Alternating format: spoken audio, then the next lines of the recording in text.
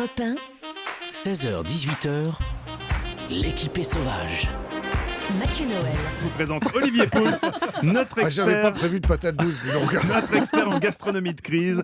Chaque jour dans Délices in Extremis, vous nous venez en aide, Olivier, quand vers 6h moins le quart, on réalise qu'on a complètement oublié de faire les courses pour le dîner. Cette semaine, rentrée scolaire oblige, vous veillez aussi à faire plaisir aux enfants. Et donc ce soir, purée pour tout le monde. Bah oui, on a fait les nuggets il y a 2 jours. On va accompagner nos nuggets de purée. Vous savez, la purée, c'est un vrai sujet.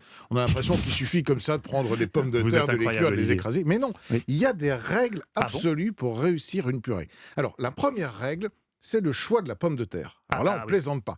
Il y a 2 écoles. Il y a l'école classique qui préconise de prendre des pommes de terre qu'on appelle à chair farineuse, comme par exemple la binche ou la grilla. Et puis il y a l'école plus moderne, incarnée par Joël Robuchon, quand même, qui lui préconise de prendre des pommes de terre à chair ferme. Elles ont plus de goût et notamment de la rate. Je me rallie plus volontiers à cet étendard-là.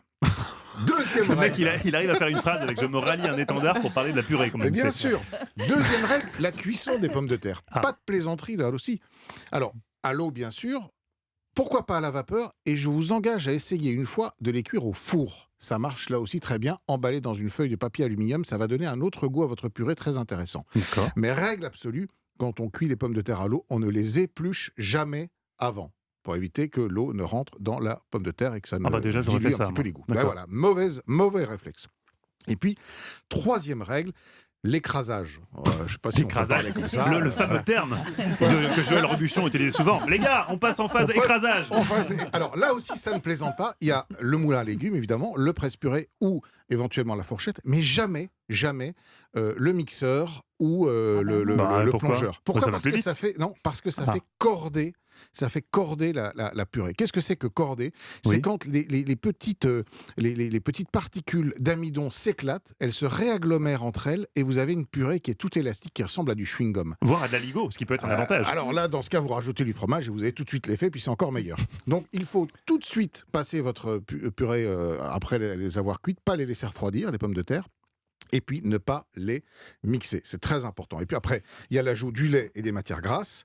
Ça, c'est votre domaine. Le beurre, bien évidemment. Oui. Mais on peut Mais aussi combien de essayer... beurre ? C'est la question que se Alors- posent les gens sur la purée. Combien de beurre ? Parce que Robuchon, il en mettait beaucoup du beurre. Il en mettait 300 grammes pour 1 kilo. Moi, Oui. je suis jamais arrivé à ce niveau-là parce que franchement, ça fait vraiment beaucoup. C'est plus Enfin, qu'une tablette. Voilà. hein. Ah oui, c'est plus qu'une Une plaquette de tablette, beurre entière. une- Ah ouais, non, c'est énorme.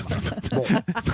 Ça explique que c'était très bon, évidemment. Oui, c'est pour ça. Mais non, globalement, si vous en mettez 200 grammes 200 pour 1 grammes, kilo, c'est la vous limite. avez déjà une purée qui est très belle. Et puis, dernier petit truc, mais très rapide, si vous voulez vraiment bluffer tout le monde, Allez-y. vous prenez un paquet de purée en flocons mousseline, vous la cuisez dans du lait, vous rajoutez plein de beurre, vous rajoutez une cuillère de moutarde, Non. personne n'y verra Mais jamais non, rien. Mais mais non, non. Mais vous pouvez pas Je dire ça, l'ai Olivier déjà Pouls. fait. Mais Olivier Pouls, vous êtes chroniqueur gastronomique.